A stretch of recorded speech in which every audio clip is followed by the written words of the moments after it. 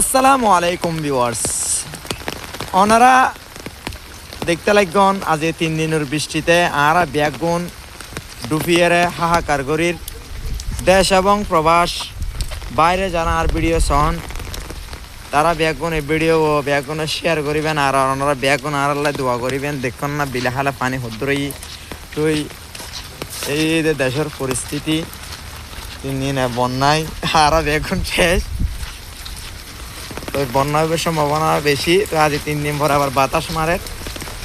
ওনারা দেখাবে চেষ্টা করি বিল হালের অবস্থা। এটা তো দেখতে লাগন কিরিমগি ওই পানির ফেলে ডুবো ডুবো